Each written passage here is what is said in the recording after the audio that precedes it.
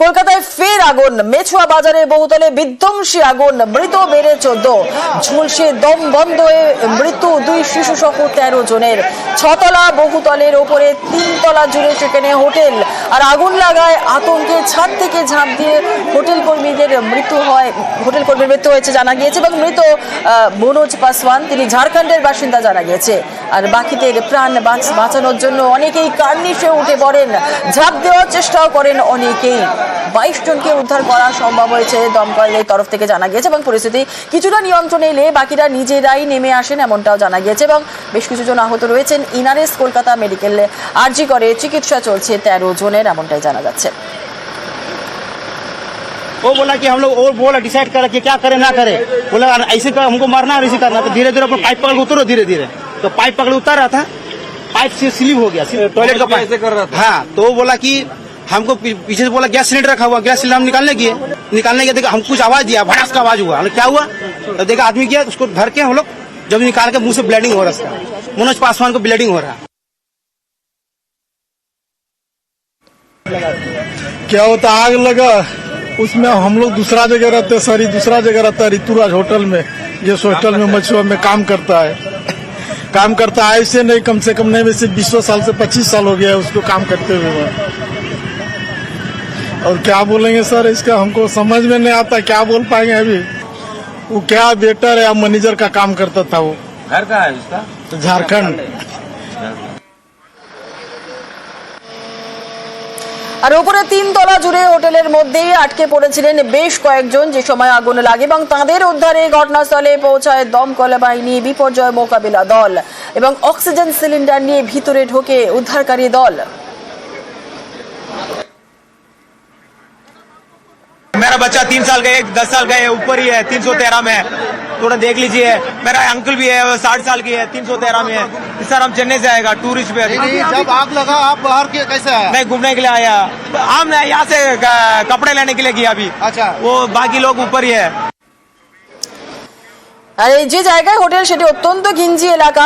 মেছুয়া বিপর্যয় রুদ্ধশ্বাস অপারেশন চালাতে হয়, কারণ ঘিঞ্জি এলাকায় হিমশিম খেতে হচ্ছে দমকলকে। 2 দলে ভাগ হয়ে সিঁড়ি ছাদ দিয়ে আটকে পড়াদের উদ্ধার করে দমকল বাহিনী। অক্সিজেন সিলিন্ডার নিয়ে বহুতলে বিপর্যয় মোকাবিলা দলও পৌঁছয়, এবং তারপর হাইড্রোলিক ল্যাডার এবং অবশ্যই দড়ির সাহায্যেই কার্নিশ থেকে নামানো হয় বাকিদের। 8 ঘন্টার অভিযানে তারপরে আসে নিয়ন্ত্রণে পরিস্থিতি।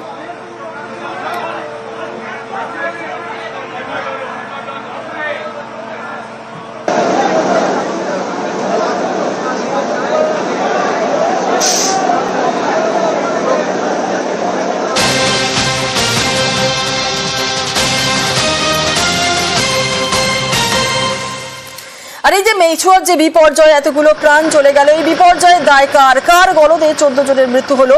ইতিমধ্যে বিশেষ তদন্তকারী দল একটা তৈরি করা হয়েছে।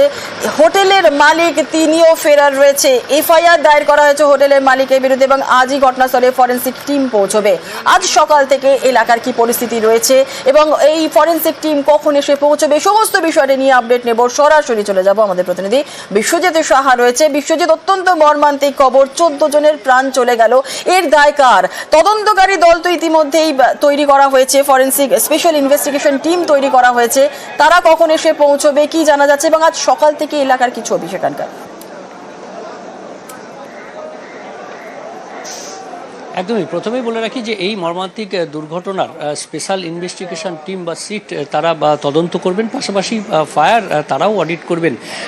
কিন্তু ফরেন্সিক রিপোর্ট সবথেকে বেশি জরুরি এই তদন্তের ক্ষেত্রে, এবং সকাল 10টার পর ফরেন্সিক যে টিম তারা আসবেন এই জায়গায়, অর্থাৎ যে ঘটনাস্থল, আমরা সেই ঘটনাস্থলের ছবিটা দেখাবো। পুলিশ ব্যারিকেড করে রেখেছে ঠিক যে হোটেলটি একেবারে G+5 বিল্ডিং, সেই বিল্ডিংয়ের আমরা যদি দেখি যে দোতলাতেই বেশ কিছু অংশ যেগুলো ইট দিয়ে বন্ধ করে দেওয়া হয়েছে, জানালা ছিল, অর্থাৎ কনস্ট্রাকশনের নিয়ম অনুযায়ী এগুলো ইললিগ্যাল।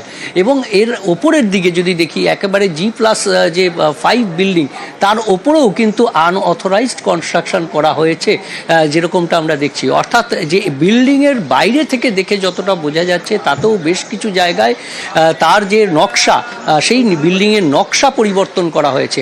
মূলত যে আগুনটা লেগেছে সেটি 3 তলায় লেগেছে, লেগেছে এমনটাই, থার্ড ফ্লোর, সেখানে আগুন লেগেছে এবং তার যে উপরের ফ্লোরগুলোতে স্বাভাবিকভাবেই সেখানে প্রচণ্ড ধোঁয়া, আর সেই ধোঁয়ায় সাফোকেশনেই মৃত্যু হয়েছে বেশিরভাগ ব্যক্তির, অর্থাৎ যে 14 জনের মৃত্যু হয়েছে আমরা এখনো পর্যন্ত যে ডিটেলস পাচ্ছি তাতে 8 জনের মতো সেই মৃতদেহ থেকে মৃতদেহের পরিচয় জানা গেছে। অর্থাৎ এই যে হোটেল, সেই হোটেলে যেমন কিচেন ছিল থার্ড ফ্লোরে, সম্ভবত সেখানেই সিলিন্ডার বাস্ট করে এই আগুন লেগে থাকতে পারে এমন প্রাথমিকভাবে সন্দেহ করা হচ্ছে। টোটাল যে এই বোর্ডার অর্থাৎ 42টি রুমে টোটাল 88 জন বোর্ডার গতকাল ছিলেন, এমনটাই যে হোটেলের তথ্য সেটা জানা যাচ্ছে। টোটাল স্টাফ প্রায় 50 থেকে 60 জন ছিল, অর্থাৎ যে 14 জনের মৃত্যু হয়েছে তার মধ্যে 11 জন মেল, 1 জন ফিমেল এবং 2টি বাচ্চা রয়েছে। অর্থাৎ এছাড়াও 13 জন ইনজোর্ড হয়েছে, যার মধ্যে 1 জন অ্যাডমিট এখনও রয়েছেন।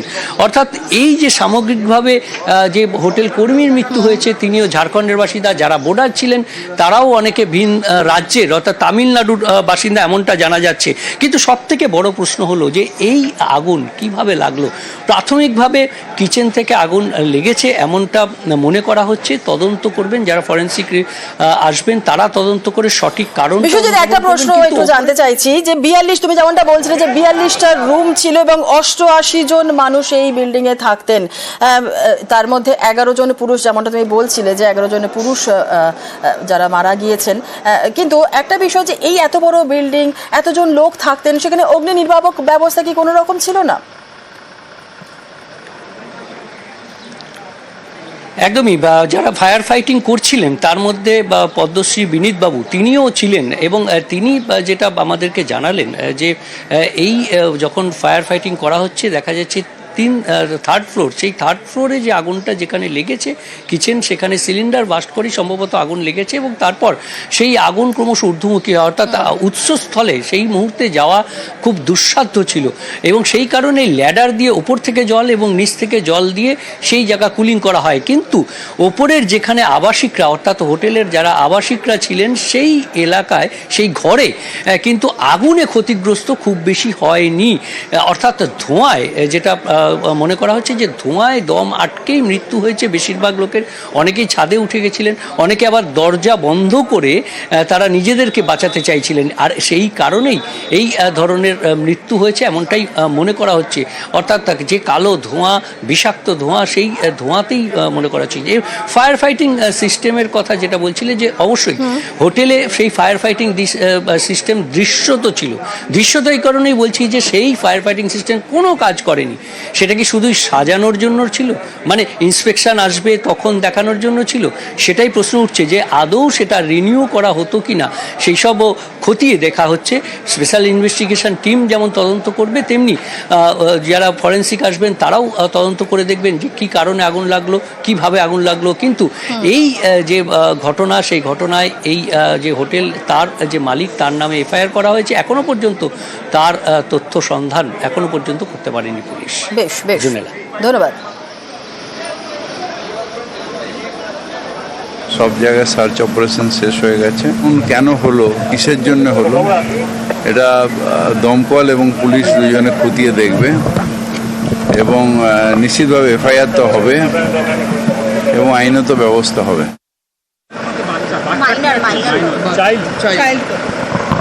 মানে এটা তো দেখে বলতে হবে, মানে আমাদের কাছে এক্সাক্ট মানে সেইভাবে ব্রেকআপ নেই, দেখে বলতে পারি। সেইগুলো অ্যাকশন নেওয়া হচ্ছে, আমরা পরে জানিয়ে দেব।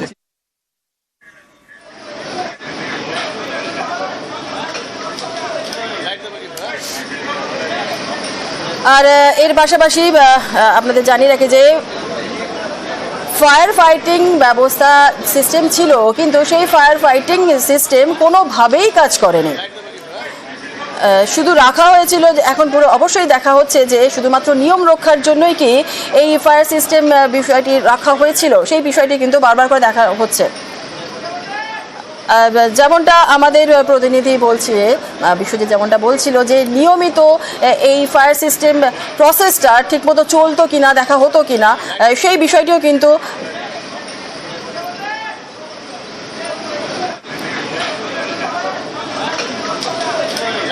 একদম না। এটা পুরো লোক দেখানোর জন্য বানিয়েছে যে আমরা ফায়ার সিস্টেম লাগিয়েছি। ফায়ার সিস্টেম লাগিয়ে প্রত্যেক 3 মাসে ওটাকে টেস্ট করতে হয় ইউজ হচ্ছে কি না। এর মধ্যে কে স্টাফ, কে পাবলিক, কে ওনার বোঝাই মুশকিল। মেছুয়া বাজারে আগুনে উদ্বিগ্ন মুখ্যমন্ত্রী মমতা বন্দ্যোপাধ্যায়। দীঘা থেকে ফোনে খোঁজ নিলেন মমতা বন্দ্যোপাধ্যায়। মুখ্যমন্ত্রীর নির্দেশে রাতভর ঘটনাস্থলে ফিরহাদ হাকিম ও কলকাতা পুলিশ কমিশনার। পরিস্থিতি মোকাবিলায় পদক্ষেপের নির্দেশ দিয়েছেন তিনি। হোটেলে থাকা ভিন রাজ্যের বাসিন্দাদেরও সমস্ত রকমের সহযোগিতা করা হবে প্রশাসনের তরফ থেকে।